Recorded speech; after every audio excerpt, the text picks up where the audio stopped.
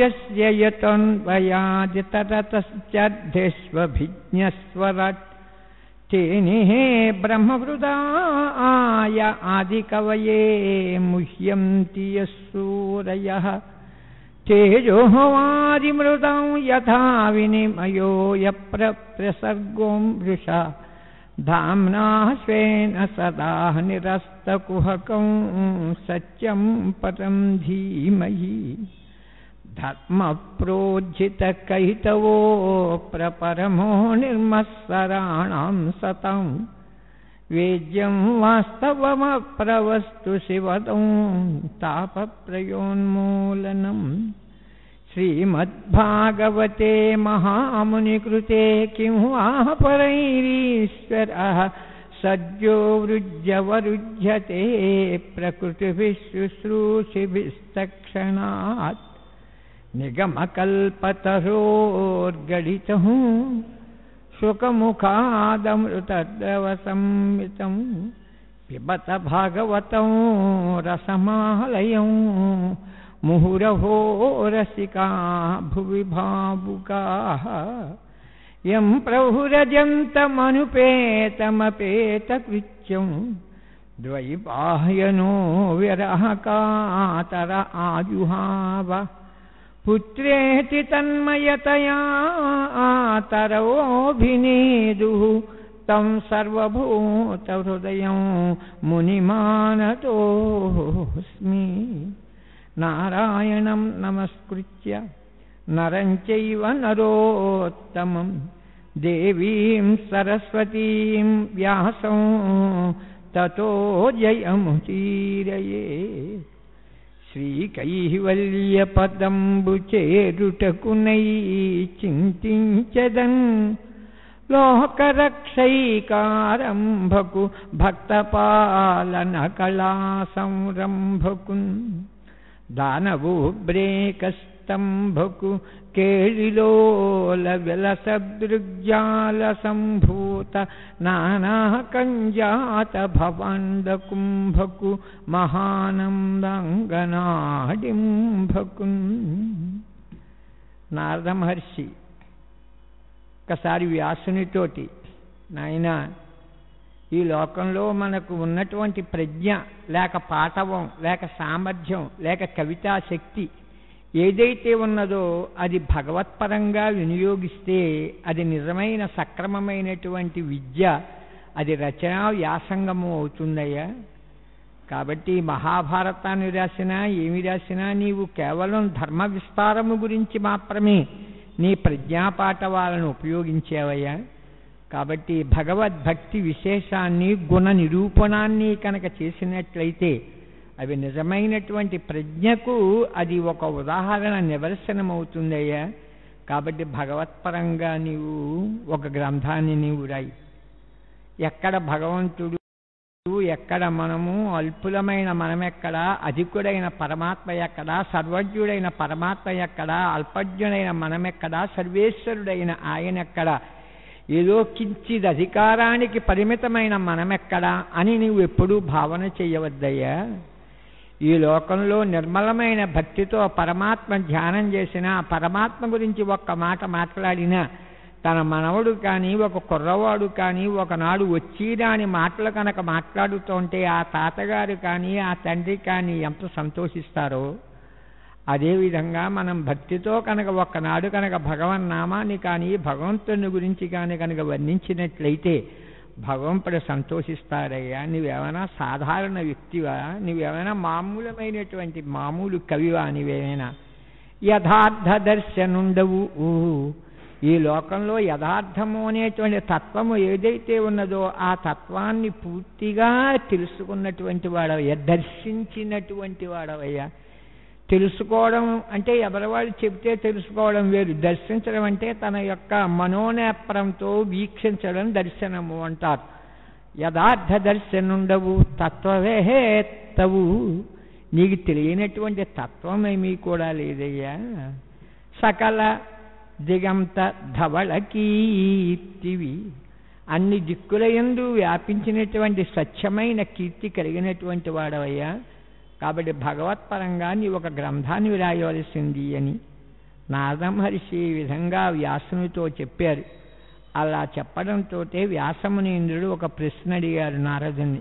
మహర్షి, ఈ లోకంలో భగవంతుని యందు నిర్మలమైన భక్తి అనేది కలగడం, ఆ భక్తి బీజాలు హృదయంలో నాటుకోవడం, అవి అంకురించడం, అవి పుష్పించడం, అవి ఫలించడం, అవి ఫలాలుగా మారి మన జీవితంలో సక్రమమైనటువంటి జీవన మార్గాన్ని నడిపించడము అనేది ఎంతో అదృష్టం ఉంటే కానీ పట్టనటువంటి విషయాలు కదా.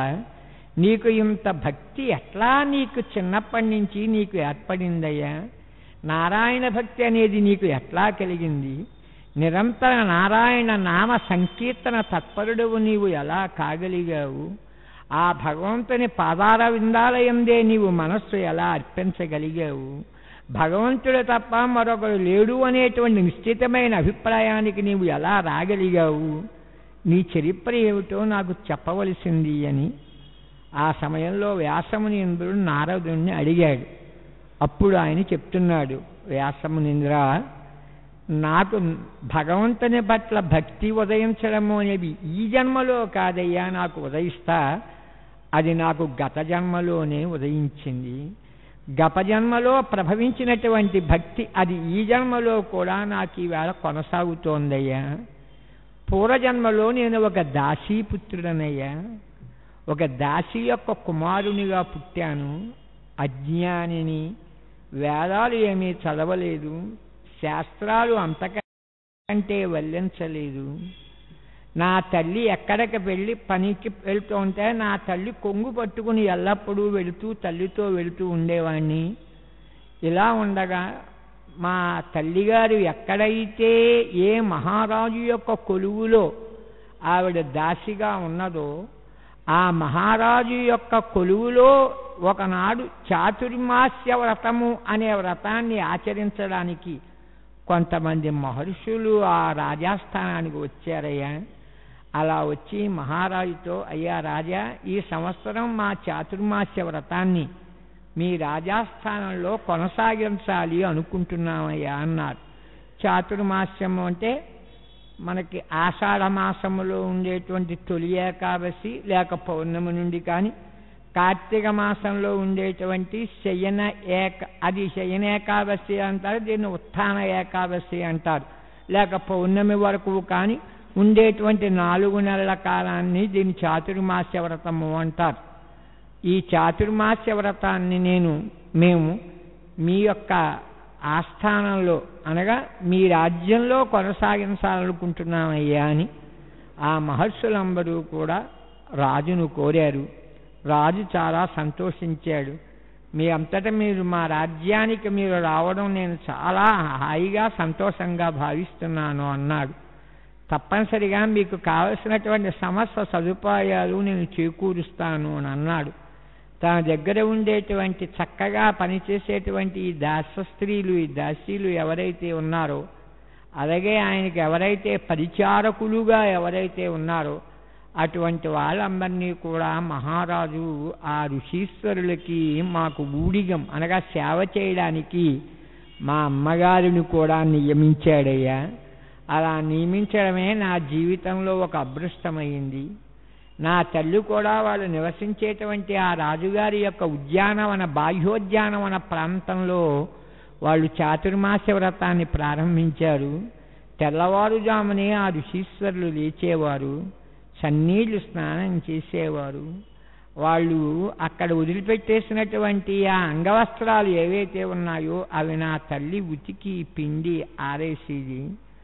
అదేవిధంగా వారు ఉన్నటువంటి ఆ పర్ణశాలలు ఏవైతే ఉన్నాయో ఆ పర్ణశాలలు చక్కగా తుడిచి అలికి రంగవల్లులు ముగ్గులు పెట్టి ఎంతో చక్కగా తీర్చిదిద్దేది. ఆ సమయంలో వాళ్ళు తెల్లవారుజామున స్నానం చేసిన తర్వాత కొంతసేపు ధ్యానం చేసేవారు. ఆ ధ్యానం అయిన తర్వాత కొంతసేపు ఏదో వేద పఠనం చేసేవారు. ఆ వేద పఠనం అయిన తర్వాత వాళ్ళు కృష్ణ చరిత్రను పాడుతూ ఉండేవారు. కొంతమంది భజన చేసేవారు, కొంతమంది పాటలు పాడేవారు, కొంతమంది కీర్తనలతో కీర్తించేవారు, కొంతమంది ఆయన యొక్క నామాన్ని ఉచ్చరించేవారు. అప్పటికి నేను 5 ఏళ్ల పిల్లవాడినయ్యా. వారల్ కృష్ణ చరిత్రముల్ చదువగా వర్ణింపగా పాడగా ఆరావంబు సుధారస ప్రతిమమై అశ్రాంతమున్ వీనులన్ తోరంబై పరిపూర్ణమైన మది సంతోషించి నేనంతటన్ ప్రారంభించితి విష్ణు సేవకు ఇతర ప్రారంభదూరుండనై. వారల్ కృష్ణ చరిత్రము. ఆ ఋషీశ్వరులు కొంతమంది ఆ మహావిష్ణువు యొక్క, అంటే కృష్ణుడు అంటే మనం వసుదేవుని యొక్క కుమారుడు అని అనుకోక్కర్లేదు. విష్ణు సహస్రనామాల్లో కృష్ణ శబ్దాన్ని ఉచ్చరించాడు. కృష్ణుడు అంటే ఇక్కడ విష్ణు శబ్ద పర్యాయమే దశమస్కంధం వరకు కూడా. వారల్ కృష్ణ చరిత్రము చదువగా వర్ణింపగా పాడగా. కొంతమంది కృష్ణ చరిత్ర చదివేవారయ్యా, కొంతమంది వర్ణించేవారయ్యా, కొంతమంది పాటల రూపంలో పాడేవారయ్యా, కొంతమంది విశ్లేషణాత్మకంగా ప్రవచన రూపంగా ఉపదేశాత్మకంగా చెప్పేవారయ్యా. ఆరాహవంబు సుధారవ ప్రతిమమై అశ్రాంతమున్ వీణులన్. మనకు వేదాంతంలో చెప్తారు, మన శరీరానికి ఆహారం మనకు 2 విధాలుగా మన శరీరంలోకి చేరుతుంది అన్నారు. అందులో ఒక విధమైనటువంటి ఆహారం నోటి ద్వారా చేరుతుంది, రెండో విధమైనటువంటి ఆహారం చెవుల ద్వారా చేరుతుంది. నోటి ద్వారా మన శరీరంలోకి చేరినటువంటి ఆహారం మన శరీరానికి తుష్టిని పుష్టిని కలగచేసి మన శరీరంలో ఆరోగ్యాన్ని పెంచుతుంది. అదే అధికంగా కనుక తిన్నట్లయితే ఆరోగ్యం పాడవడం కూడా అవుతుంది. ఇక చెవుల ద్వారా వచ్చినటువంటి ఆహారం ఏమిటంటే మహర్షుల యొక్క వాక్యాలు, మునీంద్రుల యొక్క ఉపదేశాలు, గొప్ప గొప్ప ఆధ్యాత్మిక రహస్యాలు కనుక మనం ఈ చెవుల ద్వారా కనుక విన్నట్లయితే ఈ స్థూల దేహానికి అతీతంగా లోపల ఒక దేహము ఉంది అంటారు. దాన్నే సూక్ష్మ శరీరము అంటారు, దాన్నే లింగ శరీరము అంటారు, దానినే యాతనా శరీరము అంటారు. దానికి ఆహారం ఎవరిస్తారయ్యా అంటే ఈ మహర్షి వాక్యాలు వినడం ద్వారా ఆ సూక్ష్మ శరీరానికి ఆహారం అందుతుంది అంటారు. అటువంటి సరి అయినటువంటి ఆహారం కనుక చెవుల ద్వారా కనుక అందితే మనకి చిత్త సంస్కారం కనుక ఒక్కసారి కనుక ఏర్పడినట్లయితే అప్పుడు మనం జ్ఞాన మార్గంలోకి వెళ్ళగలం. దుష్టవాక్యాలు, దుర్బోధలు, దురుపదేశాలు కనుక విన్నట్లయితే మన జీవితం మరో విధంగా వెళ్ళిపోయేటువంటి అవకాశం ఉంది. కాబట్టి నారద మహర్షి ఏమంటున్నారు అంటే ఆహారావంబు సుధారవ ప్రతిమమై అశ్రాంతమున్ వీణులన్. అన్నం తినేవాడు కానీ తాగేటువంటి వాడు కానీ ఒకనాడు అమృతం కనుక తాగినట్లయితే అబ్బా అమృతాన్ని ఈవేళ భుజించానురా, పానం చేశానురా అని ఎంత సంతోషిస్తాడో ఆ మహర్షుల యొక్క వాక్యాలు నా చెవులతో పడ్డంతో సుధారవ ప్రతిమమై అది అమృత రసముతో నాకు సమానమైందయ్యా. తోరంబై పరిపూర్ణమైన అది నాకు స్వల్పంగా అనిపించలేదయ్యా, ఎంతో ఎక్కువగా ఆహారం తీసుకున్నట్లుగా పరిపూర్ణమైనటువంటి బ్రహ్మానందాన్ని పొందానయ్యా నేను. తోరంబై పరిపూర్ణమైన మది సంతోషించి నేనంతటన్. ఈ లోకంలో మనకి సంతోషాలు 2-3 విధాలుగా కలుగుతాయి. మన అబ్బాయికి మంచి ఉద్యోగం వచ్చిందనుకోండి, అప్పుడు మనకు సంతోషం కలుగుతుంది మనస్సుకి. అదేవిధంగా మనకు కనుక మన అమ్మాయికి ఒక మంచి వరుడు వచ్చాడు అనుకోండి, అప్పుడు మనస్సుకు సంతోషం కలుగుతుంది. అది దేహయుక్తమైన మనస్సుతో కూడుకున్నటువంటి ఇంద్రియాలకు కలిగేటువంటి ఆనందం. కానీ పరమాత్మని కనుక మనం సేవ కనుక చేసేవా అది దైవంతో కలిసినటువంటి మనస్సుతో అనుభవించేటువంటి ఆనందం. కాబట్టి దానికి పరమానందము లేక బ్రహ్మానందము అని పేరు. కాబట్టి అటువంటి బ్రహ్మానందాన్ని పొందినటువంటి వాడనే నేను ఆ సమయంలో ప్రారంభించితి విష్ణు సేవకు ఇతర ప్రారంభ దూరుండనై. సర్వసాధారణంగా పిల్లల యొక్క మనస్తత్వం ఎటువంటిదయ్యా అంటే మనకి శంకర భగవత్పాదులు వారు భజగోవింద శ్లోకాల్లో చెప్పారు. బాలస్తావత్ క్రీడాసక్త, తరుణస్తావత్ తరుణీసక్త, వృద్ధస్తావత్ చింతాసక్త, పరే బ్రహ్మణి కోపినసక్త. చిన్నపిల్లవాడు ఉన్నాడు అనుకోండి, వాడికి ఆడుకునే వయస్సు అది. ఆ ఆడుకునే వయస్సులో వాడు ఆడుకుంటూ ఉంటాడు. వాడిని చూచి అయ్యో వాడి వయస్సు అంతా పాడైపోతుంది, అయ్యో ఇలా అయితే ఎలాగా అని మనం అనుకోకూడదు. ఆ వయస్సు వాడు ఆడుకుంటాడు. మనం చిన్నప్పుడు ఎన్ని ఆటలాడలేదు, ఎన్ని సినిమాలు చూడలేదు, ఎన్ని ఈ విధంగా మనం కూడా తిరగలేదు. ఇప్పుడు మనం ఈవేళ స్థితికి వచ్చాం కాబట్టి చిన్నపిల్లవాడు వాడి సహజమైనటువంటి స్వభావం ఏమిటంటే ఆటలాడుకోవడం వాడి స్వభావం. బాలస్తావత్ క్రీడాసక్త, తరుణస్తావత్ తరుణీసక్త. పిల్లవాడయ్యాడు, యువకుడయ్యాడు, మా అబ్బాయికి వయస్సు వచ్చింది, పెళ్లి చెయ్యాలి అనుకున్నావు, ఇంచుమించుగా 10 లక్షలు 25 లక్షలు ఖర్చు పెట్టావు, పెళ్లి చేసావు. మరి పెళ్ళయిన తర్వాత వాడు తన భార్యతో సుఖంగా ఉండకుండా నీ దగ్గరే కూర్చుని నాన్న నాన్న నాన్న నీ పంచిపెట్టుకలా కూర్చుంటాడు, ఆమె కొంగు పట్టు కూర్చుంటాడు తప్ప మన దగ్గర ఎలా కూర్చుంటాడు? మా దగ్గరే కూర్చుంటే మనం బాధపడాలి. అదే ఒరే నీకు వయస్సు వచ్చిందని పెళ్లి చేశాను, మీ ఆవిడతో సుఖపడకుండా ఉండగా నా దగ్గర కూర్చుని ఇలా ఏడుస్తున్నావేట్రా అని మనం అనాలి నిజంగా. ఎంచేతంటే వాడి వయస్సుది. తరుణస్తావత్ తరుణీసక్త. అదే యువకుడుగా కనుక ఉన్నాడు అంటే వాడు ఆ స్త్రీ సంబంధమైనటువంటి ఆ ఆలోచనలతోటి, ఆ విహారాలతోటి, ఆ విధమైనటువంటి సుఖానుభూతితోటి వాడు కాలక్షేపం చేయాలి. అది న్యాయమే.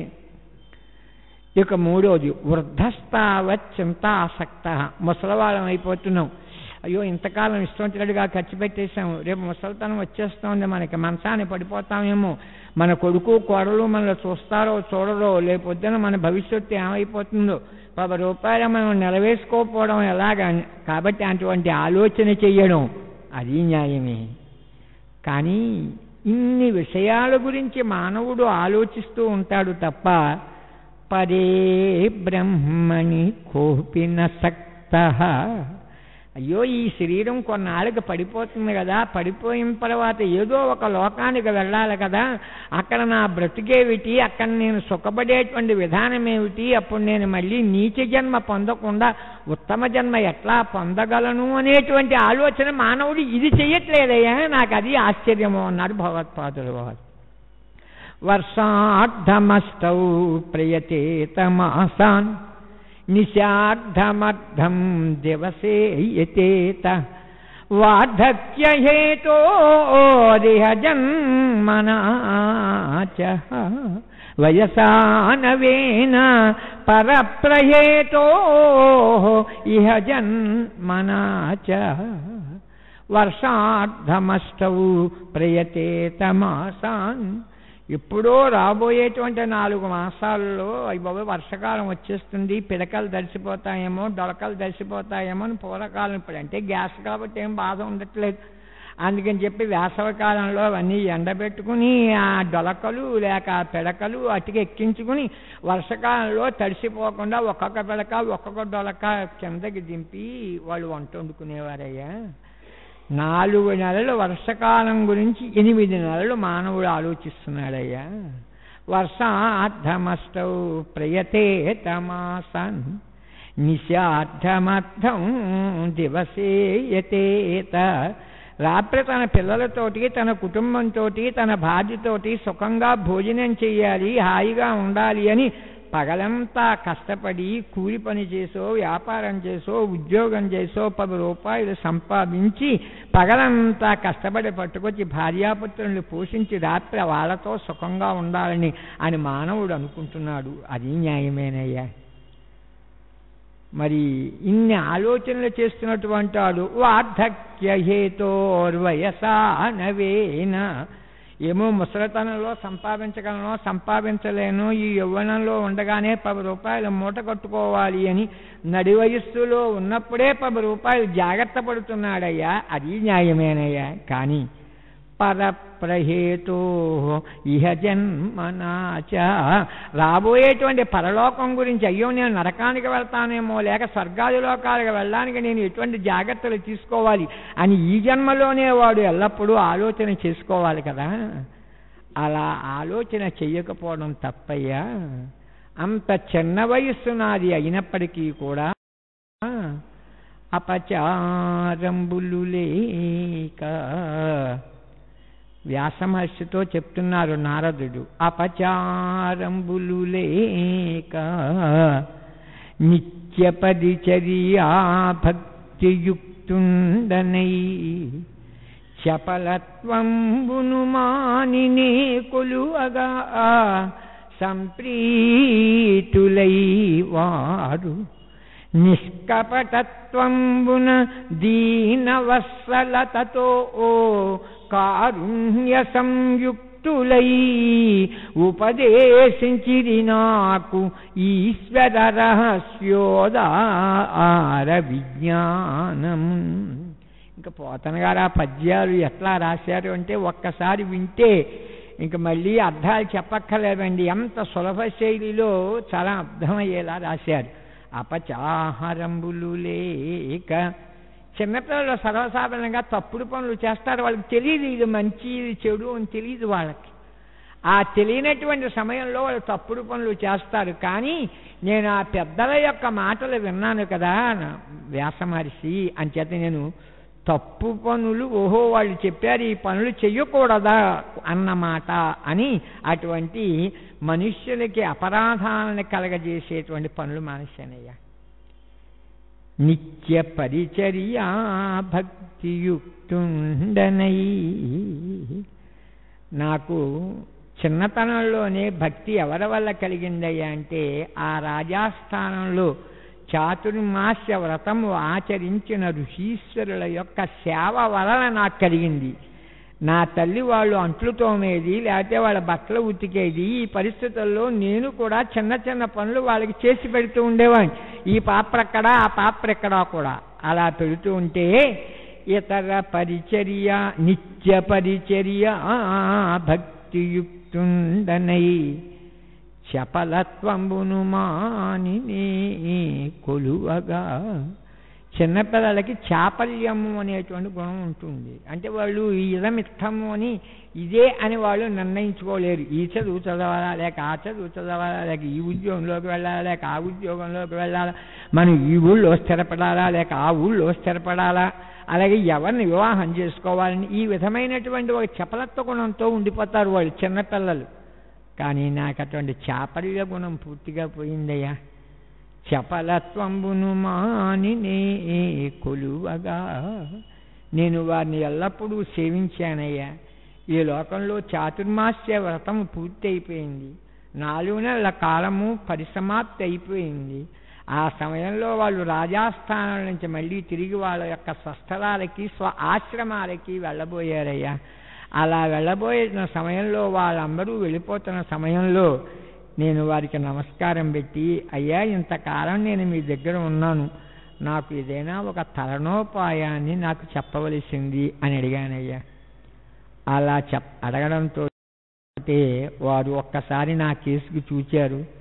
సంప్రీతులై వారు నేను ఏదైనా ఒక మనస్సులో ఒక కొంటెతనంగా ఈ ప్రశ్న అడిగానా లేక నిజంగానే ఈ ప్రశ్న అడిగానా అని వాళ్ళు ఆలోచించుకున్నటువంటి వారే.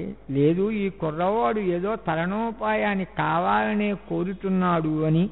నా ప్రశ్నకి ఉత్తి ప్రీతి కాదు, సంప్రీతులై వారు చాలా సంతోషించినటువంటి వారే. నిష్కపటత్వంబున దీనవత్సలతతో కారుణ్య సంయుక్తులై. ఈ లోకంలో దీనుల మీద వాత్సల్యం ఎవరికి ఉంటున్నాయి అంటే తండ్రికి ఉంటుంది, తల్లికి ఉంటుంది, భగవంతుడికి ఉంటుంది. వాత్సల్యము అంటే ఈ లోకంలో అన్ని ప్రేమల కంటే మాతృప్రేమ చాలా గొప్పది అన్నారు. ఇంకా తల్లి చూపించే ప్రేమ ఇంత అంతా కాదు. పితృప్రేమ కూడా చాలా గొప్పది అన్నారు. మనకి పిల్లవాడు పుట్టాడు అంటే మన అవసరాలు తగ్గించేసుకుంటాం. ఇంకా ఇదివరకు వారానికి ఓ సినిమాకి వెళ్ళినటువంటి వాళ్ళు ఇప్పుడు నెలకు ఓ సినిమాకే వెళ్తాం. అదేరా అంటే మరి నాకు పిల్లలు పుట్టారు కదరా, మరి వాడిని చదివించాలి, ఒక మంచి ప్రార్థన చేయాలి, మన అవసరాలు మనం తగ్గించుకుని మన అబ్బాయిని పైకి పెంచడానికి ప్రయత్నం చేస్తాం. ఇది పితృప్రేమ. తల్లి అయితే ఒకనాడు తను తినేటువంటి అన్నంలో వీడు మధ్యాహ్నం లేక సాయంకాలం పాపం ఆకలితో ఇంటికి వస్తాడు. అవి బాబు ఏమీ లేకపోతే వీడు ఏమైపోతాడని చెప్పని పాపం తను తినేటువంటి అన్నం కాస్త పక్కన పెట్టేసి దాంట్లో కాస్త పసుపు కలిపేసి కాస్త పులియారి కింద పోపు పెట్టేసి తన ఆకలితో ఉండిపోయి పిల్లవాడిని ఆవిడ పెంచుతుంది. కాబట్టి మాతృప్రేమ పితృప్రేమ గొప్పది. దీనికంటే గొప్ప ప్రేమ వాత్సల్యము అన్నారు. అది భగవంతుడు చూపిస్తాడండి. ఎలాగంటే ఆవు తన దూడకి పాలిచ్చినప్పుడు ఆవు తన నాలికతో దూడ యొక్క శరీరాన్ని నాకుతుంది. ఎందుకు నాకుతున్నాయి అంటే అవి చిన్న పిల్ల, ఇంకా మనకి కాలవల్లోనూ నదుల్లోనూ చెరువుల్లోనూ దిగి స్నానం చేసి శరీరానికి అంటుకున్నటువంటి దుమ్ముని పోగొట్టుకునేటువంటి ఆ తెలివితేటలు ఇంకా భగవంతుడు ఆ లేగదోడకి ఇవ్వడు. ఆ పాలిచ్చినప్పుడు ఆ తల్లి ఏం చేస్తుందంటే అయ్యో నీ యొక్క శరీరం మీద ఇటువంటి బూడిద అంటుకుంది అని తన నాలుకతోటి ఆ బూడిదని ఇలా నాకి ఆ దుమ్మని కింద ఉమ్మేస్తుంది. ఇవి తల్లి చేయగలదా? చెయ్యలేదు. అలా చేయగలిగిన వాడు ఎవరంటే ఒక పరమాత్మ. తన కంటికి రెప్పవలే మనల్ని కాచుకున్నటువంటి వాడే. ఎలా అయితే ఆవు దూడకి అంటుకున్నటువంటి దుమ్ముని ఎలా అయితే నాలికతో తాకి నాకి కింద పడేస్తుందో మనకు అంటుకున్న కల్మషాలన్నీ కూడా మనకి అంటుకోకుండా మనల్ని సాకేటువంటి వాడు పరమాత్మ. అంచేతనే ఈ లోకంలో పరమాత్మ యొక్క వాత్సల్యం చాలా గొప్పది అన్నారు. ఇప్పుడు ఆ ఋషీశ్వరులు కూడా నారద మహర్షి మీద దీన వత్సలతతో దీనుల మీద ఎటువంటి వాత్సల్యమైతే పరమాత్మ చూపిస్తాడో ఆ ఋషీశ్వరులు అటువంటి వాత్సల్యాన్ని నా మీద చూపించారయ్యా. కారుణ్య సంయుక్తులై వారి హృదయంలో ఒక్కసారి కరుణ ప్రవేశించిందయ్యా. ఆ కృప వాళ్ళలో ఒక్కసారి ప్రసరించిందయ్యా. అది నా మీద ఒక్కసారి మళ్ళిందయ్యా. ఉపదేశించిరి నాకు ఈశ్వర రహస్యోదార విజ్ఞానమున్. అటువంటి చిన్నతనంలోనే నాకు ఆ పరమేశ్వర సంబంధమైన రహస్యం ఏదైతే ఉన్నదో, ఆ విద్య ఏదైతే ఉన్నదో, ఆధ్యాత్మిక విద్య ఏదైతే ఉన్నదో, మనస్సు భగవంతుడి వైపు ఎలా పరుగు పెట్టించాలో, అన్య పదార్థాల మీద విషయ వాంఛల మీద ఆ మనస్సు వెళ్లకుండా అది భగవంతుడి మీదకి ఎలా మళ్లించాలో అటువంటి విజ్ఞానాన్ని వాళ్ళు నాకు తెలియజేసి నాకు మంత్రోపదేశం చేశారయ్యా. అలా చేసి వాళ్ళు వెళ్ళిపోయారయ్యా. అలా వెళ్ళిపోయిన తర్వాత మళ్ళీ నా తల్లి నేను ఆ రాజుగారి యొక్క అంతఃపురంలో మామూలుగా మళ్ళీ సేవకి వినియోగింపబడ్డామయ్యా. ఇలా ఉండగా కాలం గడిచిపోతోంది. ఒకనాడు రాత్రి కనిచీకటి పడింది. ఆ సమయంలో మేము ఉన్నటువంటి పాక దగ్గరికి నా తల్లి వస్తోంది. అది ఉద్యానవనంలో ఉన్నటువంటి ఒక పాక కాబట్టి ఆ వస్తున్నటువంటి సందర్భంలో ఒక పాము మీద నా తల్లి పాదం పెట్టింది. అలా కాలు వేయడంతో ఆ పాము ఒక్కసారి తిరగబడి నా తల్లిని కరిచింది. ఆ తల్లి ఒక్కసారి అయ్యో అని ఒక్కసారి కింద బాబు అన్నట్టుగా ఒక్కసారి కింద పడిపోయింది. ఆ సమయంలో నేను పరిగెట్టుకుని వెళ్ళాను. నా తల్లి యొక్క నోటి నుంచి నొరగలు రావడం ప్రారంభించాయి. కొంతసేపటికి ఆవిడ మరణించింది. తల్లి మరణించడంతో ఒక విధమైనటువంటి దుఃఖాన్ని పొందానయ్యా. ఈ దుఃఖాన్ని నేను పొందకూడదు. ఈ లోకంలో భగవంతుడు ఈ లోకంలోకి మనల్ని పంపించేటప్పుడు జననం ఎప్పుడైతే రాశాడో మరణాన్ని కూడా అప్పుడే రాస్తాడు. కాబట్టి నా తల్లి పుట్టినటువంటి సమయంలోనే నీకు ఫలానా సమయంలో మృత్యువు వచ్చి పడింది అని రాసి ఉంటారు. కాబట్టి ఈ లోకంలో మృత్యువు రావడానికి ఏదో ఒక నిమిత్త కారణం అంటూ ఉండాలి. ఒక గుండెపోటు వచ్చిందనో, లేక ఓ యాక్సిడెంట్ అయ్యిందనో, లేక ఓ పాము గడిచిందనో, లేక ఓ తేలు పుట్టిందనో, ఏదో ఒక నిమిత్త కారణం ఒకటి ఉండాలి. నా తల్లి యొక్క మరణానికి కూడా ఈ పాము కాటు ఒక నిమిత్త కారణమే తప్ప ఆమె యొక్క ఆయుర్దాయం పూర్తయిపోయిందన్నమాట అని మనస్సులో ఒక నిర్ణయానికి వచ్చానయ్యా. చేయవలసినటువంటి కార్యకలాపాలన్నీ కూడా రాజుగారు చేయిస్తే తద్వారా పూర్తి చేయించానయ్యా. తల్లి ధరిత్రిపై పడిన తల్లడమంది అలా పాము కాటుక తల్లి ఎప్పుడైతే ఇలా భూమి మీద పడిపోయిందో ముందు నేను ఒక విధమైనటువంటి దిగులును పొంది ఈ లోకంలో సంగము వాసెనంచు, ఇంతవరకు నాకు తల్లి కొడుకుని నేను, కాబట్టి మాకిద్దరికీ ఇటువంటి సంఘం ఉండేది, అటాచ్మెంట్ ఉండేది. ఇంకా అటాచ్మెంట్ కూడా పోయింది. ఇంకా మనం ఇప్పుడైనా జాగ్రత్త పడదాము అని రాజాస్థానము యొక్క పరిచారకత్వాన్ని వదిలిపెట్టేసిన వాడనై కఠినారణ్యాలకు వెళ్ళిపోయానయ్యా. అలా కఠినారణ్యాలకు వెళ్ళిపోయి ఒక వృక్షము యొక్క ఛాయలో నీడలో ఆ పరమాత్మను నేను ఒక్కసారి ధ్యానం చేయడం ప్రారంభించానయ్యా. అలా ధ్యానం చేసి ఆ ఋషీశ్వరులు నాకు ఇచ్చినటువంటి మంత్రము, అదే ద్వాదశాక్షరీ మంత్రము అంటారు. కృష్ణ మంత్రాలు చాలా ఉన్నాయి, అందులో మహావిష్ణు మంత్రాలలో ద్వాదశాక్షరీ మంత్రము అనేటువంటి మంత్రాన్ని వాళ్ళు ఇచ్చారు. ఆ మంత్రాన్ని కేవలం పురస్కరణ చేయడం ప్రారంభించానయ్యా. అలా ఇన్నిసార్లు పురస్కరణ చేశానో నాకు తెలియదయ్యా. ఇలా ఉండగా ఆ మంత్ర అధిష్టాన దైవమైనటువంటి ఆ పురుషోత్తముడు, ఆ జగన్నాటక సూప్రధారి, ఆ ఆది మధ్యాంతరహితుడు, ఆ మహావిష్ణువు ఒక్కసారి రేఖామాత్రంగా నాకు దుర్గోచరమయ్యాడయ్యా. అలా మహాత్ముని యొక్క దర్శనం ఒక్కసారి ఎప్పుడైతే అయిందో ఒక్కసారి ఆనందాశ్రువులు నాకొక్కసారి కళ్ళంపడ కింద పడ్డాయ్యా. నా శరీరంలో ఉండేటువంటి రోమాలన్నీ కూడా ఒక్కసారి గగుల్పాటు పొడిచినట్లుగా అచేతనములైనటువంటి వెంట్రుకలు ఒక్కసారి పరమాత్మ సందర్శనం వల్ల చేతనత్వాన్ని పొంది అవి ఒక్కసారి నిలబాటు చెందినట్లుగా నిలబడినట్లుగా అయ్యాయ్యా.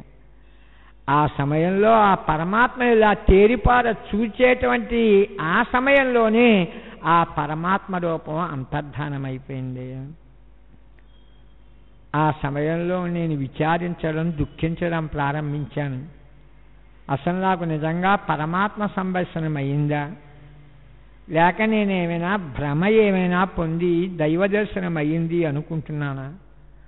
నాకు కనబడినటువంటి ఆ రూపము లేక ఆ రేఖ అది మహావిష్ణు స్వరూపమేనా అని ఆలోచిస్తూ మళ్ళీ ఆ మంత్రాన్ని మళ్ళీ పురస్కరణ చేయడం ప్రారంభించానయ్యా.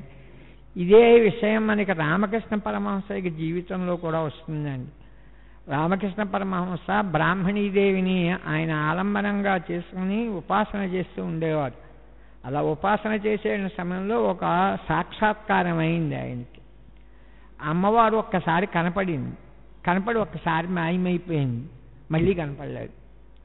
నాకు నిజంగా భగవత్ సాక్షాత్కారం అయిందా లేదా అని ఆయన ఒక శపథం చేసుకున్నారు. ఆయన ఆనాడు కలకత్తా నగరానికి రాణి రాసమణి అని ఒక ఆవిడ జమీందారిని ఒక ఆవిడ ఉండేది. ఆ రాణి రాసమణికి 2 కుమార్తెలు ఉండేవారు. వాళ్ళు అసూర్యం పశ్యలు, అంటే సూర్యభగవాను కళ్ళతో చూడలేదు అంటారంటే బయటికి వచ్చిన వారు కాదు. ఎవరి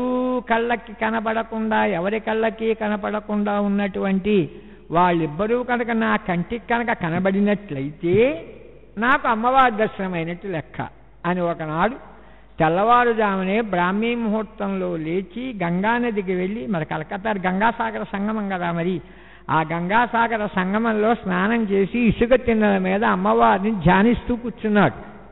రోజులు గడిచిపోతున్నాయి, లేవడం లేదు, అసలు వెళ్ళిన వారు ఏమయ్యారో తెలియడం లేదు. ఇటువంటి పరిస్థితుల్లో అమ్మవారు ఒక్కసారి ఇదేమిటయ్యా, నీకు కూడా అనుమానమైన ఇంత పరమహంస పరివిరాజకుడు అయి ఉండి అని ఆ సమయంలో రాణి రాసమణి యొక్క 2 కుమార్తెలు వచ్చి ఆయనకి, నాయనా లేవవలసింది రామకృష్ణ అని పరమహంసను ఉద్దేశించి, నీకు కూడా సందేహాలు అనుమానాలు అయితే ఎట్లాగయ్యా అన్నారు. ఆయన ఎంత గొప్పవాడు అంటే రామకృష్ణ పరమహంస ఆనాడు బ్రిటిష్ వాళ్ళు రాజ్యం వెళ్తున్నారు. వాళ్ళు రాజ్యం వెళ్తూ మనకి దేవుడు లేడు అని మనకు వాళ్ళ హేతువాదాన్ని ప్రబోధించారు మనకి. అదే ఇంగ్లీష్లో రేషనలిస్ట్ అసోసియేషన్ అంటారు. వాళ్ళు ఏం తక్కువ వాళ్ళు కాబట్టి హేతువాదులు కూడా మంచివాళ్ళే. వాళ్ళు ఏమంటారు అంటే, మీరు దేవుడి పేరుతో ఈ దేవాలయాలు కట్టించడం ఎందుకు, ఇన్నేసి లక్షలు ఇన్నేసి రూపాయలు ఆ దేవుడికి దేవాలయాలకి ఆ రాళ్ళకి ఖర్చు పెట్టడం ఎందుకు, ఇది ఈ డబ్బుని కనుక మీరు బీదలకి సాధలకి కనుక సాధువులకి కనుక ఉపయోగిస్తే, విద్యాదానం చేస్తే మంచిది, అన్నదానం చేస్తే మంచిది. ఎంతోమంది అన్నార్థులు మీ దేశంలో ఉన్నారు కదా, కాబట్టి మీరు భగవంతుడి పేరుతో చేసేటువంటివి మానవ సేవయే మాధవ సేవ కదా, కాబట్టి మానవునికి వినియోగించండి అని వాళ్ళేం తప్పుగా మాట్లాడిన వాళ్ళు ఏం కాదు. మనం ఏమంటాం, నిన్నే చెప్పుకున్నాం, మనం ఏమిటంటే ధర్మమునందు మోక్షమునందు అవ్యభిచారి అయిన ధర్మంబు అని మాట మాట్లాడాను. ఈ లోకంలో మనం ఏం చేసినా భగవత్పరంగా చేస్తాం. కాబట్టి ఆయన ఏమయ్యా మీ దారి మీది, నా దారి నాది అన్నాడు. నిజంగా దేవుడు ఉన్నాడు అంటే నువ్వు చెప్పిన మాటలు అంగీకరించాలి అంటే మేము చెప్పింది చేస్తే అంగీకరిస్తామన్నారు. ఏం చేయమంటారు అన్నాడు. మేము మా వాళ్ళందరూ యేసుక్రీస్తుని దేవుడిగా భావిస్తారు, మీరు యేసుక్రీస్తుని చూపించగలరా అని అడిగారు వాళ్ళు. అయితే నేను యేసుక్రీస్తుని చూపిస్తే దేవుడు ఉన్నాడని మీరు ఒప్పుకుంటారా అని అడిగాడు. ఓకే అన్నారండి వాళ్ళు. అప్పుడు వాళ్ళందరికీ ఎవరైతే అడిగారో వాళ్ళందరికీ యేసుక్రీస్తుని చూపించారండి. ఆ సమయంలో మహమ్మదీయులు వచ్చి అల్లాని చూపిస్తారా మీరు అని అడిగారు. అల్లాని చూపించారు. మన హిందువులకి మనకి అవిశ్వాసం లేదు, మన నమ్మకం. మన వాళ్ళు అడగలేదు అలాగ రాముడిని చూపిండి కృష్ణుడు, మనం అడగమండి అలాగ. మనకు పూర్తయిన నమ్మకం అంతే, సంపూర్ణమైన విశ్వాసం అంతే. అంత గొప్ప ఆయన రామకృష్ణ పరమహంస అంటే. కాబట్టి ఈయన కూడా ఒక్కసారి నిజంగా నారద దంపతివాడు, అప్పటికి నారద మహర్షి కాదు, ఆయన దాసీపుత్రుడే.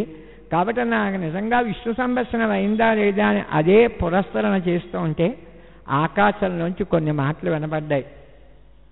మహావిష్ణువే మాట్లాడారు, నాయనా ఇక నీకు నా దర్శనం లేదు, ఈ జన్మలో ఇంక నీకు నా దర్శనం కాదు. నా దర్శనాన్ని నీవు కనుక పొందాలి అంటే జన్మాంతరంలో పొందగలవు. ఈ కల్పము పూర్తయిన తర్వాత మళ్ళీ పునఃకల్పంలో బ్రహ్మగారి యొక్క పుత్రుడిగా, బ్రహ్మ మానసపుత్రుడు లేక బ్రహ్మగారి యొక్క నోటి నుంచి కుమారునిగా నీవు తిరిగి పుట్టగలవు.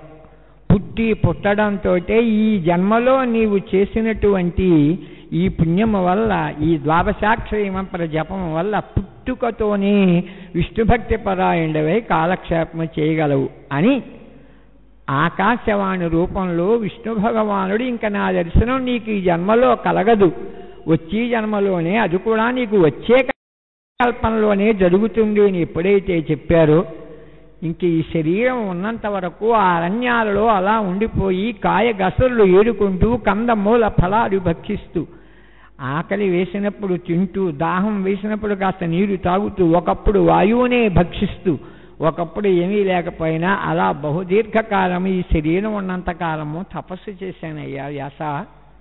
శరీర పతనం అయిపోయింది. పతనమైన తర్వాత ఈ కల్పనలో బ్రహ్మగారి యొక్క కుమారుడిగా జన్మించానయ్యా.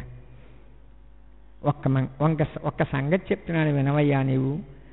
ఈ లోకంలో అన్నింటికంటే ధ్యానం చాలా గొప్పది అంటారయ్యా. కానీ ఎంత ధ్యానం చేసినప్పటికీ కూడా యమ నియమాదియోగముల ఆత్మనియంత్రితమయ్యు కామరోషముల ప్రచోదితం వయగు. ఈ లోకంలో ఎంత నియమము యమము వలైనటువంటి అష్టాంగ యోగాలను దగ్గర పెట్టుకుని, ఏమండి దేవుడు రూపం అక్కర్లేదండి, కేవలం ఉచ్ఛ్వాస నిశ్వాస చాలు అని కొంతమంది ఈవేళ చెప్తున్నప్పటికీ అది కూడా ఒక భాగమే, నేను కాదు అనను. యమ నియమాహదియోగముల ఆత్మనియంత్రితమయ్యు కామరోషముల ప్రచోదితం వయగు. అదే సమయం కనుక వచ్చినప్పుడు మన శరీరంలో కామము కనుక ప్రవేశించిందా, ఎంతమంది మహర్షులు పల్టీలు కొట్టేశారయ్యా ఒక్కసారి. విష్ణుసే శాంతి వహింపదు విష్ణుసేవచే క్రమమున శాంతి కై కొనిన కైవడి. అదే కనుక నీవు విష్ణు భక్తితో కనుక అదే యోగము ధ్యానాన్ని కనుక నీవు చేసావా, పరమ విష్ణు భక్తుడవై ఉండి, పరమ భాగవతుడవై ఉండి, అందరికీ హితోపదేశం చేస్తున్నటువంటి వాడవై ఉండి, ధర్మాలు చెప్పేటువంటి వాడవై ఉండి, విష్ణువు యొక్క మహాత్యాన్ని చెప్పేటువంటి వాడవై ఉండి, నీవు బయటికి వచ్చి తప్పు పని చేస్తావా అని లోపల ఉండేటువంటి ఆత్మ ఒక కొరడా కర్రయ్యమను కొడుతూ ఉండగా మానవుడు తప్పు పని అనేటువంటి చేయలేడయ్యా. అప్పుడు వాడు మనస్సులో ఎక్కడా రజోగుణము తమో గుణము ప్రవేశించవయ్యా. సత్వగుణము మాత్రమే మిగిలి ఉంటుందయ్యా. అటువంటి వాడు తప్పు పని చేయలేడయ్యా. కాబట్టి విష్ణు సేవ చే క్రమమున శాంతి గై కొనిన కైబడి. కాబట్టి ఎంత ధ్యానమైనా ఎంత యోగమైనా అదే కనుక భగవత్పరంగా విష్ణుపరంగా కనుక నీవు కనుక చేసావు అన్నట్లయితే నీకు ఎటువంటి రోషము ఉండదు, కామము ఉండదు, క్రోధము ఉండదు. కాబట్టి నాయన నేను చెప్పినట్టుగా నీవు ఒక్కసారి ఆలోచించు. నీవు అడిగావు కాబట్టి చెప్తానయ్యా. నాదు శరీర జన్మ కర్మముల రహస్యములల్ల ముని మండన చెప్పితి నీవు కోరిన. నీవు నా జన్మ రహస్యమంతా చెప్పమని అడిగావు కాబట్టి నా పూర్వజన్మ వృత్తాంతాన్నంతా చెప్పానయ్యా. కాబట్టి భగవత్పరంగా నీవు ఒక్కసారి ఏదైనా ఆ గ్రంథాన్ని రాయవలసింది అని ఆజ్ఞాపించి నారద మహర్షి వెళ్ళిపోయారు. అటు వాల్మీకి ఆ విధంగానే నారద మహర్షి రామాయణాన్ని ఆ విధంగానే రామాయణం రాయమని ఆయన అక్కడ వెళ్ళిపోయారు. అప్పుడు ఆయన వాల్మీకి మహర్షి రామాయణాన్ని రాశారు. ఇక్కడ కూడా వ్యాస మహర్షికి కూడా ఈ విధంగా నారద మహర్షి ఇక్కడికి వచ్చి భాగవతం రాయవలసింది, భగవత్కథ రాయవలసింది అన్నారు. అప్పుడు ఆయన ఈ భాగవతము ఇప్పుడు మనం చదవబోయేటువంటి గ్రంథాన్ని ఆయన ఇప్పుడు రాశారటండి. ఎక్కడ రాశారయ్యా? సరస్వతీ నదీ తీరంలో రాశారు. సరస్వతీ నది యొక్క ఉద్గమ స్థానం ఎక్కడ ఉందయ్యా అంటే మనం బబరీ వెళ్తాం. బబరీకి 3 కిలోమీటర్ల దూరంలో మానా అనేటువంటి ప్రదేశం ఉందండి. ఆ ప్రదేశంలోనే సరస్వతీ నది పుట్టి అక్కడ ప్రవహిస్తోంది.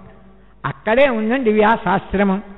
అటువంటి వ్యాసాశ్రమంలో కూర్చున్నటువంటి వాడై ఆయన ఈ భాగవతాన్ని రాశాడటండి. అవన్నీ దాన్ని పోతన గారు తెలుగు చేశారు. ఎంత అద్భుతంగా రాశారటండి పద్యం. అవన్నీ చక్రములోన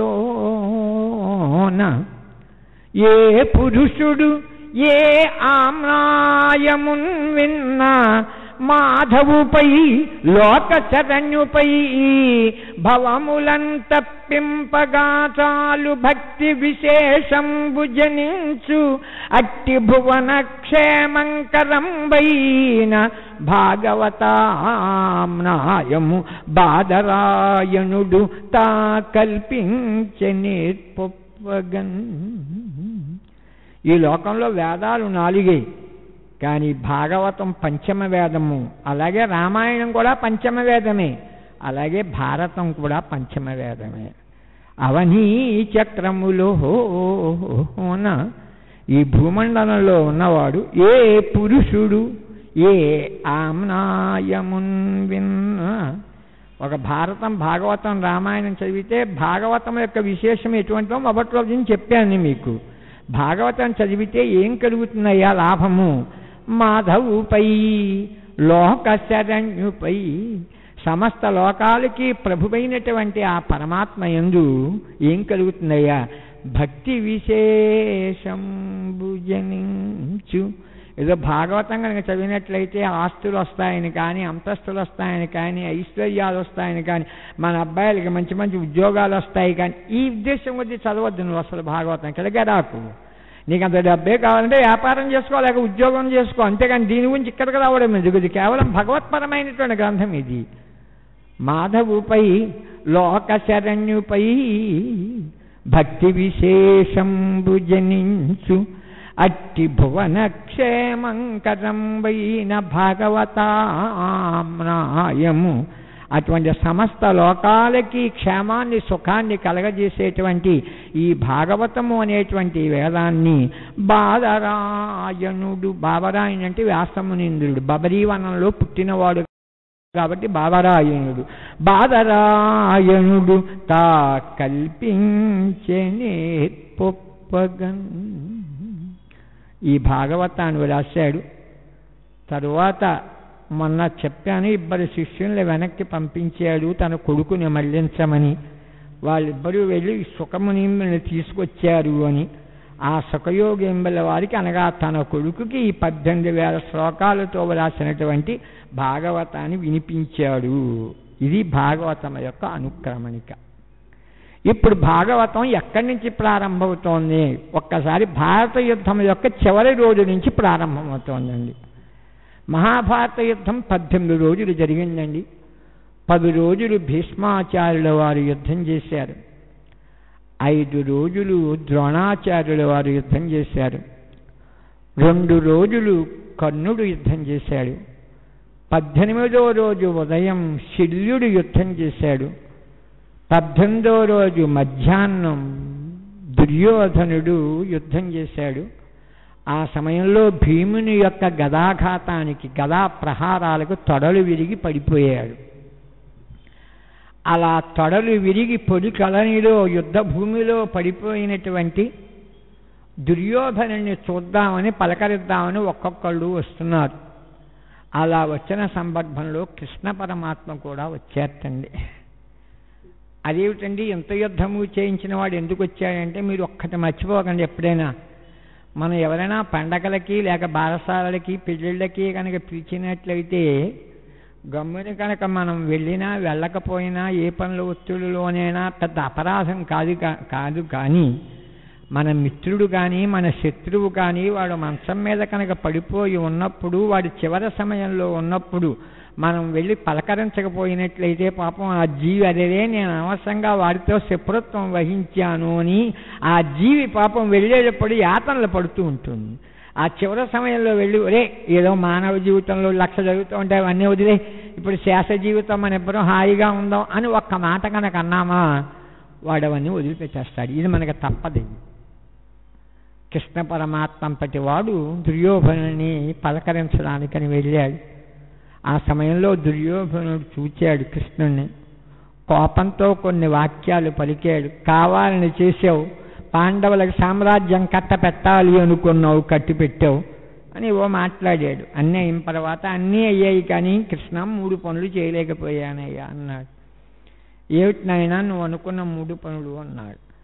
అందులో ఒకటి, హస్తిపురానికి కంచుకోట కట్టించనైతి అన్నాడు. హస్తిపురం అంటే ఢిల్లీ. ఢిల్లీ 2 రకాలుగా ఉంటుందండి, ఓల్డ్ ఢిల్లీ, న్యూ ఢిల్లీ అని. ఓల్డ్ ఢిల్లీ అంటే అది దాన్ని బట్టి వేళ మనం ఏమంటున్నామో అంటే ఢిల్లీ నగరము అంటున్నాం. న్యూ ఢిల్లీ అంటాం. న్యూ ఢిల్లీ నగరం ఏదైతే ఉందో అదే పాండవులు పరిపాలన చేసిన ఇంద్రప్రస్థపురం. దాని హిందీలో పత్తర్గంజ్ అంటారు. పత్తర్గంజ్ అంటే రాళ్లతో నిండి ఉన్నటువంటి రాజధాని. అది దానికి ఖాండవ ప్రస్థము అని పేరు. ఆ ఖాండవ ప్రస్థమే తర్వాత వాళ్ళు మయుణ్ణి పిలిపించుకొని ఇంద్రప్రస్థ నగరంగా వాళ్ళు మార్చుకున్నారు. అంటే న్యూఢిల్లీని ఏమంటారు అంటే ఇంద్రప్రస్థము అంటారు. ఓల్డ్ ఢిల్లీని ఏమంటారు అంటే హస్తినాపురము అంటారు. కాబట్టి అటువంటి హస్తినాపురంలో ఇప్పటికీ పాండవులు కౌరవులు పరిపాలన చేసిన కోట ఈనాటికి ఉందండి. నేను వెళ్ళి చూశాను. ఇటుకలతో తయారు చేసి మట్టితో కట్టినటువంటి గోడ పాండవుల కోట ఈనాటికి ఉందండి. అది ఇంతకీ మహాభారత యుద్ధం జరిగి ఇప్పుడు ఎన్ని సంవత్సరాలు అయిందండి? క్రీస్తు పూర్వం 31వ సంవత్సరం. ఇప్పుడు మనకి 15 సంవత్సరం గతించి 16వ సంవత్సరంలో రాయిపోతాం. ఇంచుమించుగా 5,000 సంవత్సరాలు దాటిందండి మహాభారత యుద్ధం అయ్యి. కాబట్టి అటువంటి హస్తిపురి ఏదైతే ఉందో ఆ హస్తిపురికి నేను కంచుతో కోట కట్టించలేకపోయానయ్యా అన్నాడు. మట్టి కోటే నిర్మించగలిగానయ్యా, కంచుతో కోట కట్టించలేకపోయానయ్యా. పరమాత్మ ఏమన్నారు అంటే, నీవు కనుక కంచుతో కనుక కోట కట్టించినట్లయితే ఆ కోటని నేను నకులుని చేత భేదింపచేసేవాణ్ణి అన్నాడు. అశ్వవిద్యలో నకులుడికి చాలా ఎక్కువ ప్రాధాన్యము ప్రాముఖ్యము ఉంది. అంచేమని విరాట మహారాజు యొక్క కొలువులో కూడా ఆయన అశ్వశిక్షకుడిగా చేరాడు. ఆయన ఒకనాడు నకులుడు కృష్ణ పరమాత్మని వెనకాల కూర్చోబెట్టుకుని గుర్రాన్ని నడుపుతున్నట్టండి. ఆ నడిపేసిన సమయంలో చిన్న చిన్న చినుకులు రావడం ప్రారంభించాయి. ఎంత ఎండైనా తట్టుకోగలం, ఎంత శీతలమైనా ఒకప్పుడు తట్టుకోగలం. కానీ చినుకులు కనుక వచ్చాయి అంటే ఏదో చిటపట చినుకులు పడుతూ ఉంటేనే పాట రాశారు. కానీ వర్షం కనుక పడితే మనం ఈ పంచకో ఆ పంచకో చేరుకుంటాం ఒక్కసారి. కృష్ణుడు ఏమన్నాట నకులతోటి, నకుల వర్షం పడుతోంది, చినుకులు పడుతున్నాయి, గుర్రాన్ని ఒక్కసారి ఆపవలసింది అన్నాడు. నకులుడు ఏమన్నాడు అంటే, అక్కర్లేదు కృష్ణ, నీ శరీరము మీద ఒక్క చినుకు పడకుండా నేను గుర్రం నడుపుతాను. ఆహా, అంత మహానుభావుడవా, అంత ఘనుడవా, నడిపిస్తానయ్యా అన్నాడు. తన వరలో ఉండేటువంటి కత్తి తీశాడు. గొడుగు ఎలా అయితే ఉంటుందో ఆ గొడుగు ఇలా అర్ధచంద్రాకారంగా ఉంటుంది కాబట్టి తన వరలో ఉండే కత్తి తీసుకుని దాన్ని ఇలా వేగంగా వేగంగా తిప్పుతూ ఆ వర్షపు చినుకులు కనుక కత్తి మీద కనుక పడినట్లయితే ఊసల మించి నీటి ధారలు కింద పడిపోయినట్లుగా ఆ అసిధారల మీద నీటి ధారల కింద పడిపోతున్నట్లుగా చేసి అంత వేగంగా కత్తి తిప్పుతూ అంత వేగంగా గుర్రాన్ని నడుపుతూ తీసుకెళ్ళాడు. పరమాత్మ ఆశ్చర్యపోయి చల్లగా బావగారు కదా అని వేళాకోళం చేద్దాము అని చిన్న ఇలా ఉమ్ము వేసి ఇదిగోనయ్యా చినుకు పడిందయ్యా అన్నాడు. సమాసా చేయడంలో ఆయన పడి వ్యక్తి మరొకరు లేరు కదా. అలా అన్నాడప్పటికీ నేను అనుకున్న మాట నెరవేర్చలేకపోయాను కాబట్టి కృష్ణ ఇక మీదట నేను ఈ విధంగా గుర్రము ఎక్కి స్వారీ చేస్తూ ఎప్పుడూ ఈ కత్తితో ఇట్లా యుద్ధం చెయ్యను వదిలిపెట్టేశాను.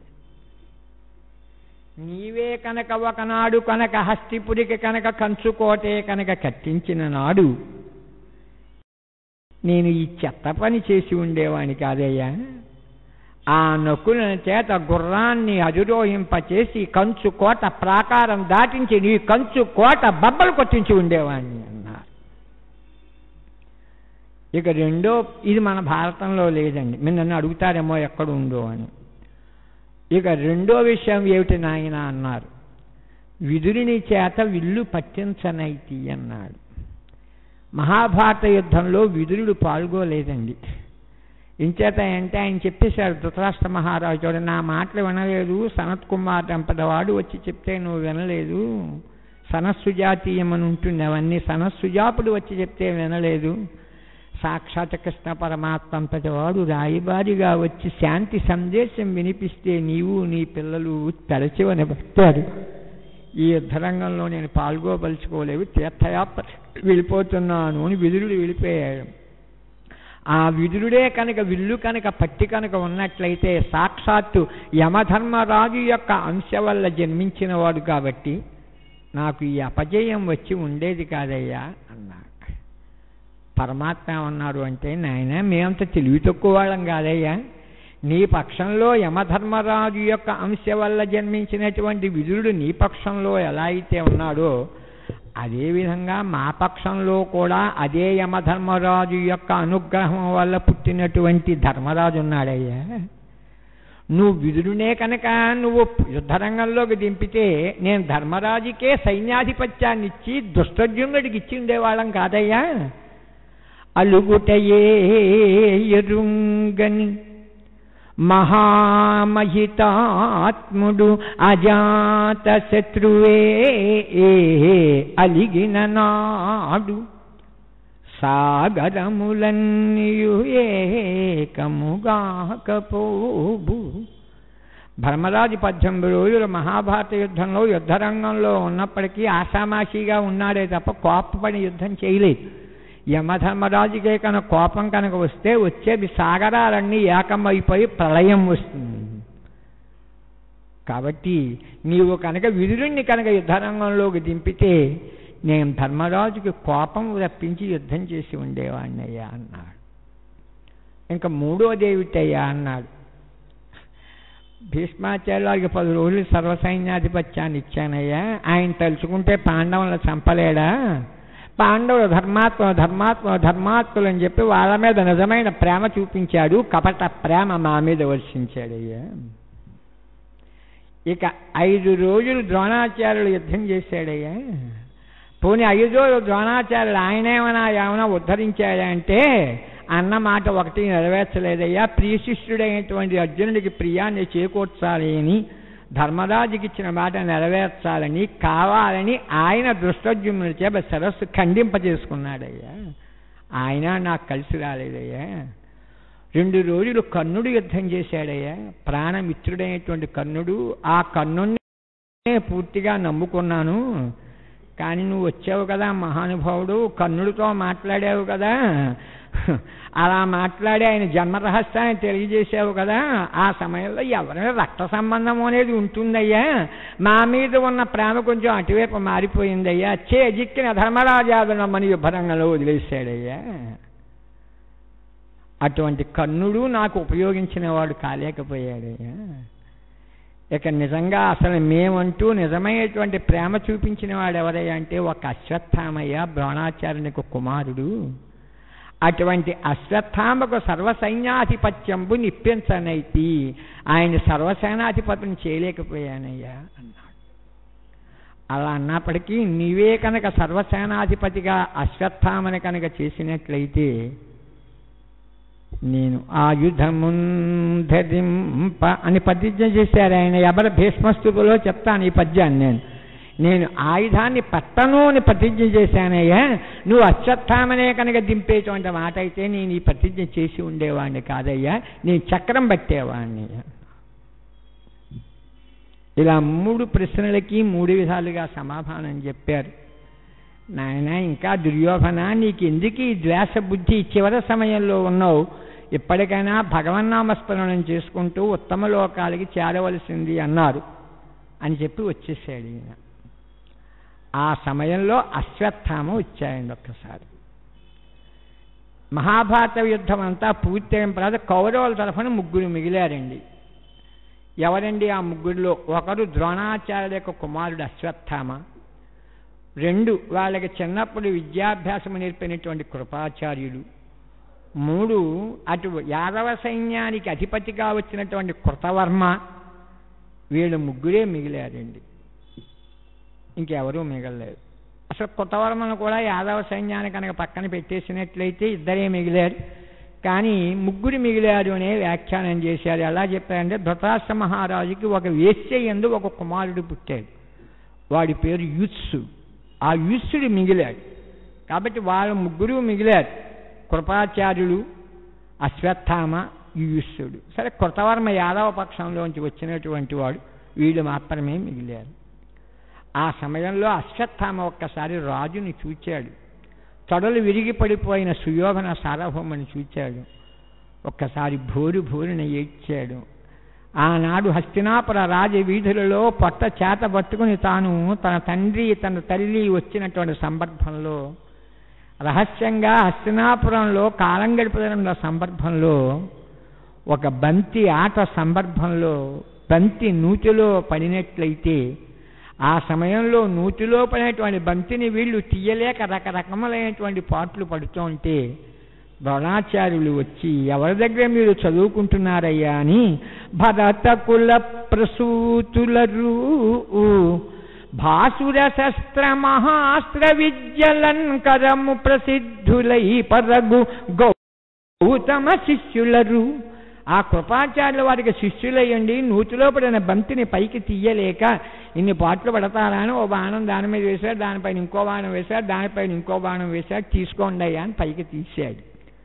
అలా తీసిన తర్వాత ఆయనకు గొప్పదైన ప్రతిభని ధర్మరాజాదులు మెచ్చుకున్నారు, దుర్యోధనాదులందరూ మెచ్చుకున్నారు.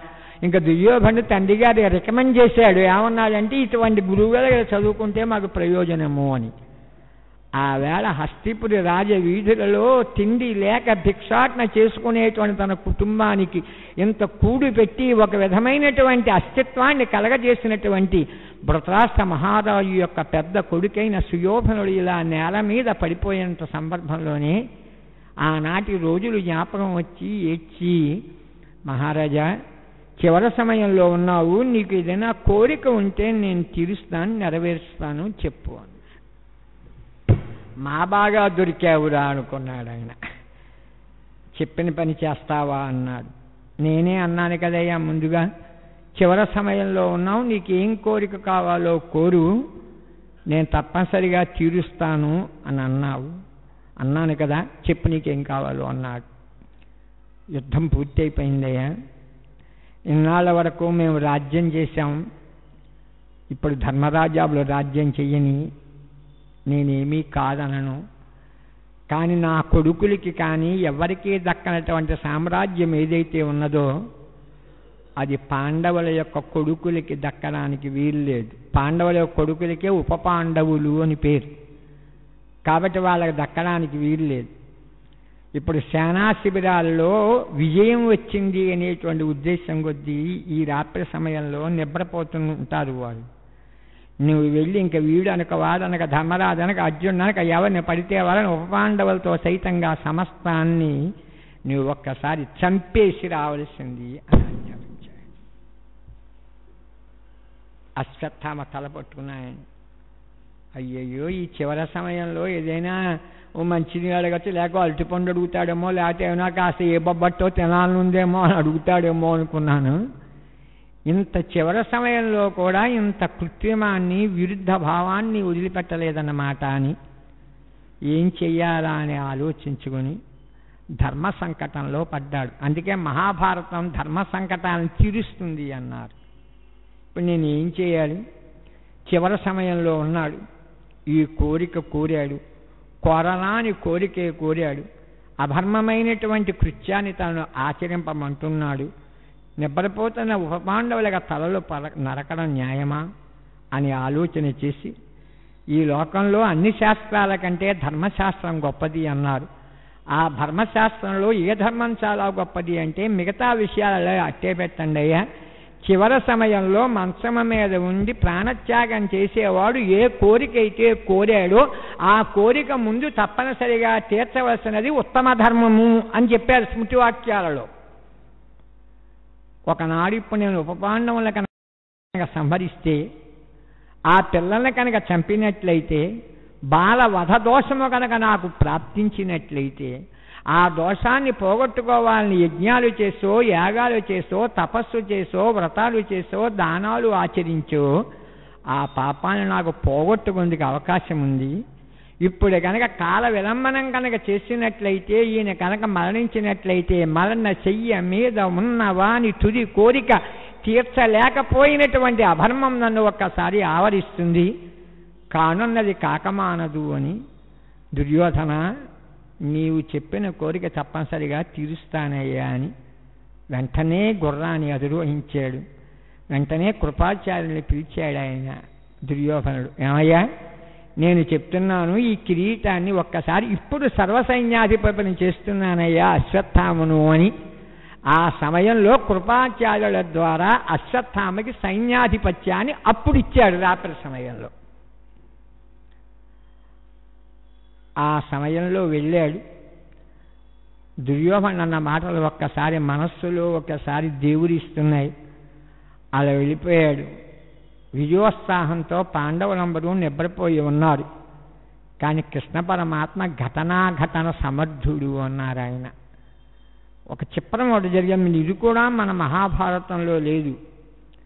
శతశృంగ పర్వతం మీద పాండవులు ఉండగా తండ్రిగారైనటువంటి పాండురాజు తన కొడుకులు 5గురిని పిలిచి, నాయన, సర్వసాధారణంగా తండ్రి గారు కనుక మరణించినా, తల్లి మరణించినా శ్మశాన భూమికి తీసుకువెళ్ళి దహనం చేస్తారు. కానీ నేను మరణించిన తరువాత మీరు అలా దహనం చెయ్యకండి, నన్ను మీ 5గురు పంచుకొని తినేయవలసింది అని ఆజ్ఞాపించారు.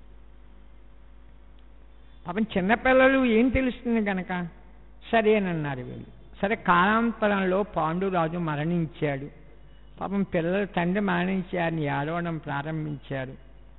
ఇది కూడా మన మహాభారతంలో లేదు. ఆ సమయంలో కృష్ణ పరమాత్మ వీళ్ళు ఓదారుద్దామని అక్కడికి వచ్చారు. అలా వచ్చిన సందర్భంలో ఏమిటయ్యా, ఏం చేస్తున్నారు అన్న. మా నాన్నగారు ఇలా చెప్పారయ్యా, శవాన్ని పంచుకు తినమని చెప్పారు అన్న. పరమాత్మ ఏమన్నారు అంటే, ఏమయ్యా, శవాన్ని ఎవరు తింటారయ్యా? నక్కలు తింటాయ్యా. సుక్షప్రియ వంశ సంజాతులు మీరు, చక్రవర్తుల యొక్క వంశంలో పుట్టినటువంటి వారు. శవాన్ని పీక్కుతూనే నక్కలలాగా మీ తండ్రి గారి యొక్క శవాన్ని భక్షిస్తారా? చాలు చాలు అన్నారు. మరి మా నాన్నగారు చెప్పారు కదా అన్నారు. ఏమయ్యా, వృద్ధుల బుద్ధులు సంచలింపవే అని.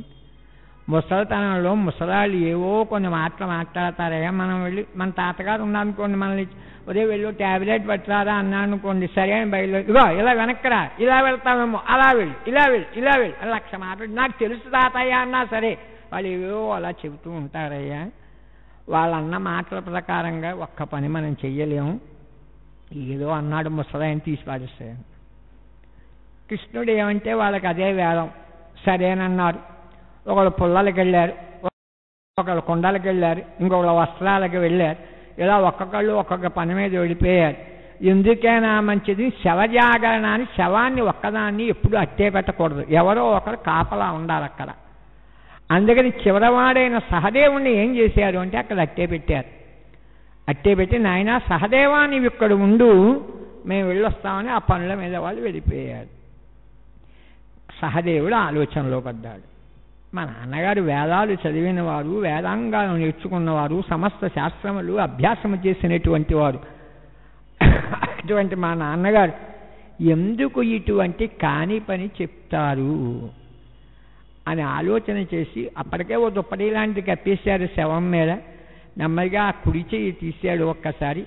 ఆ కుడి చేయి తీసి నెమ్మదిగా ఆ కుడి చేయి చిటికిన వేలు ఒక్కసారి ఇలా కొరికాడు. అలా కొరికేపటికి ఆ సహదేవుడికి భూత భవిష్యత్ వర్తమానాలు, అసలు సృష్టి ఎలా జరుగుతోంది, సృష్టి ఎలా ఉపసంహారం అవుతోంది మొదలైన విషయాలన్నీ సినిమాల్లో మనకి ఫ్లాష్ బ్యాక్ చూపించినట్లుగా ఒక్కసారి అలా కళ్ళకు కట్టినట్లుగా రావడం ప్రారంభించాయి. ఆ సమయంలో కృష్ణుడు కూడా ఈ కుర్రవాడు ఏం చేస్తున్నాడో చూద్దామని ఒక నల్లపిల్లి రూపంలో అక్కడికి వచ్చాటండి. అప్పుడు నకులుడు చూసి, అదేమిటయ్యా కృష్ణ, పిల్లి రూపంలో నల్లపిల్లి రూపంలో వచ్చావేమిటి అన్నాడు. నీకు తెలిసినటువంటి రహస్యాన్ని కనుక నువ్వెవరికైనా కనుక చెప్పావా నీ తల సహస్రఖండములై మరణించదువుగాక అని శాపం పెట్టారు పరమాత్మ. నేను కూడా ఒక శాపం ఇస్తున్నానయ్యా, రేపు జరగబోయే కురుక్షేత్ర మహాసంగ్రామంలో మా పాండవుల 5గురిలో ఏ ఒక్కడు మరణించినప్పటికీ కూడా నీవు నీ యొక్క వక్షస్థలం మీద పెట్టి వాళ్ళని దహనం చేయవలసి ఉంటుంది, జాగ్రత్త అని సహదేవుడు పరమాత్మకి ప్రతిశాపం ఇచ్చాడు. ఆ కారణం చేత కురుక్షేత్ర మహాసంగ్రామంలో పాండవ పక్షంలో ఎంతమంది మిగిలారండి? చివరికి పాండవులు 5గురే మిగిలారు, ఏ ఒక్కడూ లేదు. అంచేతనే కృష్ణ పరమాత్మ స్వపక్ష పరపక్ష నిర్ధూమ ధామ చక్రవర్తి అన్నారు. ఈ పక్షంలో 11 అక్షరాల సైన్యం ఇటుపోయింది, 7 అక్షరాల సైన్యం అటుపోయింది, ఒక్క మహానుభావుడు ఎవడు మిగలలేదు. ఇక్కడ 3 మిగిలారు, అక్కడ 5 మిగిలారు. రాత్రి నిద్రపోతున్నటువంటి పాండవుల్ని కృష్ణ పరమాత్మ వచ్చి లేపాడు. ఏమయ్యా బయటికి రండి అన్నాడు. అదేమిటన్నాడు, మీరు విజయం పొందినటువంటి వార్తని నౌకర్ల ద్వారా కాదయ్యా ధృతరాష్ట్ర మహారాజుకు తెలియచేయడం. ఎంతడు గొప్పవాడైనా తండ్రి పోయిన తర్వాత మిమ్మల్ని హస్తిపురికి వచ్చి మహర్షులు అప్పగించగా కన్న బిడ్డల మీద ఎంత ప్రేమ చూపించాడో అంత ప్రేమ చూపించి మిమ్మల్ని ఇంత ఉత్తమ విద్యావంతులుగా, బలవంతులుగా, తేజస్వంతులుగా, మహాబుద్ధిమంతులుగా మార్చాడు కదా. అటువంటి తండ్రి యొక్క రుణం అలా కాదయ్యా, సహజంగా వారికి పాదాభివందనం చేసి విజయవార్తని తెలియచేయడం మంచిది. సరే, కృష్ణ పరమాత్మ ఏం చెప్తే అదే కదా. వారు వెంటనే 5గురు కూడా ఒక్కసారి లేచారు. ద్రౌపదీదేవిని కూడా వెంట పెట్టుకున్నారు. వాళ్ళు 6గురు కృష్ణ పరమాత్మతోటి ఎక్కడి నుంచి బయలుదేరారు అంటే హస్తిపురికి బయలుదేరుతున్నారు. ఈ సమయంలో అశ్వత్థామ ప్రవేశించాడు. ఆ రాత్రి సమయంలో ప్రవేశించినటువంటి వాడై ఇంకా సమయంలో ఎవరు చేశారయ్యా సంహారం అన్నారు మహాభారతంలో. మీరు విన్నారు కదా ఆ పరమం ఎవరు? సాక్షాత్ ఈశ్వరుడే నడిపించేశాడు అంతా కూడా. ఆ పరమేశ్వరుడు ముందు వెళ్తున్న వాడే కత్తి ఒక్కసారి తీసుకుని అశ్వత్థామ చంపేసినట్లు ఉప పాండవులుగా తలను నరికేశాడు. భ్రష్టద్యుమ్నుని నరికేశాడు. కనపడినటువంటి సమస్త సైన్యాన్ని నరికేశాడు. ఏనుగు ఏమిటి, గుర్రాలు ఏమిటి మిగిలిన మొత్తం అంతా స్మాష్, మొత్తం అంతా బూడిదైపోయింది. ఈ లోపంలో కొంతమంది వార్తాహరులు పరుగుపోయిన కృష్ణ పరమాత్మ దగ్గరికి వెళ్ళారు.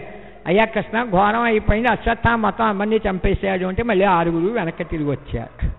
ఇగో ఇది పరమాత్మ యొక్క కృత్యాలు ఎట్లా ఉంటాయి అంటే ఆయన ఎట్లా చేస్తారు, దాని వెనకాల ఉండే రహస్యం ఏమిటో ఎవరికీ తెలియదు. ఇలా అశ్వత్థామ ఉప పాండవులుగా తలను నరికి దుష్టజుమ్నుని చంపి మళ్ళీ దుర్యోధన దగ్గరికి వచ్చాడు. రాజా, నీవు చెప్పిన పని పూర్తి చేశాను అన్నాడు. అశ్వత్థామ, నాకు ఈ విధంగా భీష్ముడు సంతోషాన్ని కలగ చేయలేదు, ద్రోణుడు కలగ చేయలేదు, ప్రాణమిత్రుడైన కర్ణుడు కూడా కలగ చేయలేదు. నీవు కలగజేసావయ్యా, నీకు వీడ్కోలు చెప్తున్నాను, స్వర్గలోకంలోకి వెళ్ళిపోతున్నాను, మన ఇద్దరం స్వర్గలోకంలో కలుసుకున్నాము టాటా చెప్పి ప్రాణాలు వదిలిపెట్టాడు.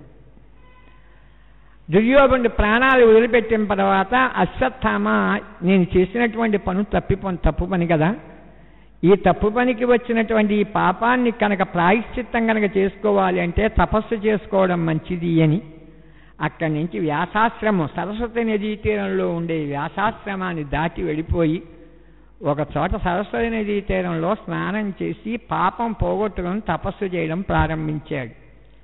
తెల్లవారింది. పాండవులందరూ కృష్ణ పరమాత్మ ద్రౌపది ఒక్కసారి వచ్చారు. తలలు నరకబడి ఉన్న ఉపపాండవులను చూచి ఆ సమయంలో ఒక్కసారి ద్రౌపది విలపించడం ప్రారంభించింది. ఆ ద్రౌపది విలాపాన్ని ఒక్కసారి చూడలేకపోయాడు అర్జునుడు.